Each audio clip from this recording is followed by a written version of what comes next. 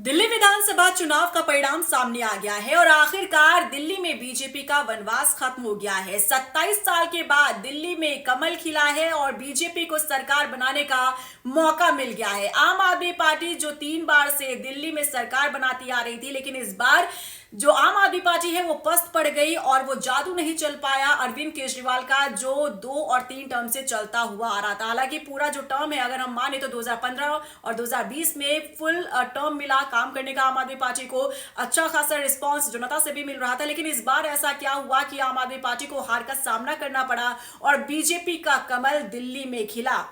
हालांकि देखिए, हम ये देखते रहे कि लोकसभा चुनाव में भले ही अच्छा प्रदर्शन जो है बीजेपी का देखने को मिलता रहा हो, लेकिन दिल्ली में बीजेपी का जादू चलता हुआ नजर नहीं आया और 27 साल से ऐसा होता आ रहा था। लेकिन इस बार देखिए बीजेपी का मैजिक चला है और जो बहुमत का आंकड़ा था 36, इससे काफी आगे बीजेपी बढ़ती नजर आई। और यहां कांग्रेस के लिए तो ये मानी खाता ही यहां पर नहीं खुला। हालांकि वोट प्रतिशत जरूर कांग्रेस का बढ़ा है, लेकिन अब सबके जहन में सवाल ये है कि आखिर वो कौन सा फैक्टर है जो बीजेपी के फेवर में काम कर गया और आम आदमी पार्टी के अगेंस्ट रहा। क्योंकि आम आदमी पार्टी ने देखिए, चाहे महिलाएं हो, उन्हें आने जाने के सफर के लिए दिल्ली में फ्री सेवा दी गई थी। उसके बाद दिल्ली वासियों को बिजली जो है वो फ्री में दिया जा रहा था, पानी का वादा किया जा रहा था, कई ऐसे लोक लुभावन वादे किए गए थे। तो इतना ज्यादा लोक लुभावन वादा करने के बाद भी आम आदमी पार्टी रिपीट क्यों नहीं कर पाई? अब देखिए सियासी जानकार क्या मान रहे हैं, कौन से फैक्टर काम कर गए, सिलसिलेवार तरीके से ये आपको समझाते हैं।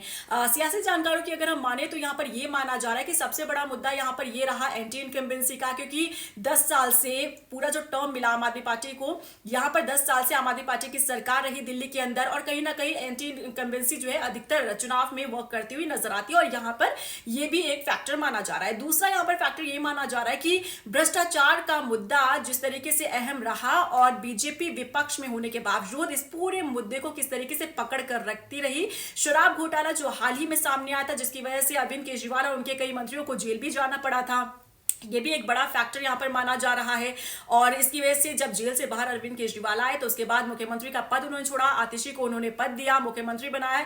लेकिन इसके बाद दिल्ली की जो जनता है वो कंफ्यूजन में नजर आई। दिल्ली की जनता इस बात को लेकर कंफ्यूज रही कि अगर हम फिर से मौका देते हैं आम आदमी पार्टी को तो आखिर मुख्यमंत्री कौन बनेगा। अरविंद केजरीवाल अगर जीत भी जाते हैं तो क्या वो मुख्यमंत्री बनेंगे या फिर नहीं बनेंगे, या फिर से उन्हें जेल के चक्कर काटने पड़ेंगे। इसी लेकर काफी ज्यादा कंफ्यूजन में जो है आम आदमी पार्टी नजर आई। इसी के साथ साथ ये माना जा रहा है कि चुनाव से पहले ही आम आदमी पार्टी के कई जो बड़े नेता हैं वो पार्टी का साथ छोड़कर बीजेपी का दामन थामते हुए नजर आए।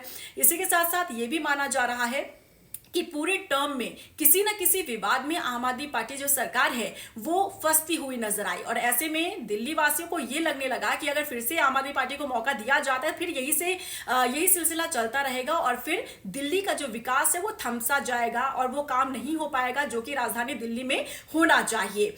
तो ऐसे में ये माना जा रहा है कि तमाम जो फैक्टर है वो काम करते हुए नजर आए। ऐसे में हमने ये भी देखा कि आम आदमी पार्टी ने जो कई मुद्दे शामिल किए थे घोषणा पत्र में, ठीक उसी तरीके के कुछ ऐसे मुद्दे जो बीजेपी ने भी अपने घोषणा पत्र में शामिल किए थे, चाहे वो महिलाओं को राशि देने का वादा रहा हो या फिर अन्य मुद्दों की हम बात करें, तो ये तमाम ऐसे मुद्दे हैं जो कि बीजेपी के फेवर में काम करते हुए नजर आए। हालांकि अगर हम देखते तो देखिए किसी भी चुनाव को ना बीजेपी छोटा नहीं मानती है, चाहे वो लोकसभा चुनाव हो, विधानसभा चुनाव हो, नगर निगम चुनाव हो, कोई भी चुनाव हो, बीजेपी हर एक चुनाव में पूरी जोर आजमाइश लगाती है, पूरी कोशिश करती है, मेहनत करती है, प्रचार प्रसार किया जाता है।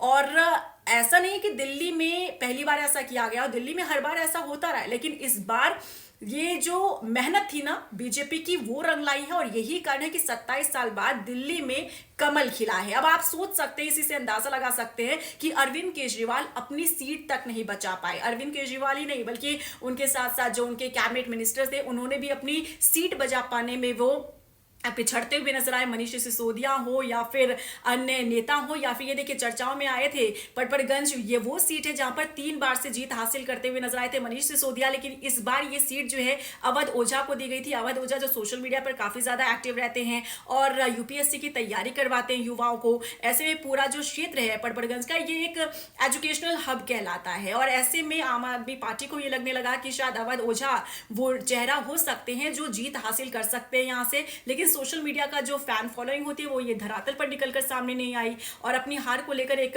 व्यक्तिगत हार जो है अवध ओझा ने बताई है। उन्होंने कहा कि मुझे समय नहीं मिल पाया, सिर्फ 1 महीने का मेरे पास समय था, इसलिए मैं जीत हासिल नहीं कर पाया, लेकिन मैं यहाँ पर फिर से मेहनत करूंगा, अगले विधानसभा चुनाव में मैं फिर से जीत ने की कोशिश करूंगा। इसी के साथ साथ देखिए कालका जी सीट काफी हॉट सीट बनकर निकली थी। आतिशी यहां से चुनावी मैदान में थी, लेकिन उन्होंने यहां से जीत हासिल की है। तो कुल मिलाकर ये कह सकते हैं कि 2013 से जो सिलसिला शुरू हुआ था आम आदमी पार्टी का, अब यहां पर थमता हुआ नजर आ रहा है। जो जीत का सिलसिला शुरू हुआ था और जो फुल फ्लेज वर्क करने का जो मौका मिला था आम आदमी पार्टी को, 2015 और 2020 में मिला था, लेकिन इस बार हार का सामना करना पड़ा आम आदमी पार्टी को, जिस पर अब पार्टी को मंथन भी करना होगा, क्योंकि दिल्ली के साथ साथ पंजाब में भी आम आदमी पार्टी की सरकार चल रही है। और ऐसे में देखना होगा कि भगवंत मान जो है क्या अब हाई कमान की सुनते हैं या फिर नहीं, क्योंकि अरविंद केजरीवाल जो कि अपनी पार्टी के संयोजक हैं, वो खुद अपनी सीट नहीं बचा पाए, अपनी सरकार नहीं बचा पाए। तो आखिर ये पार्टी अब चलेगी कैसे, इसी लेकर भी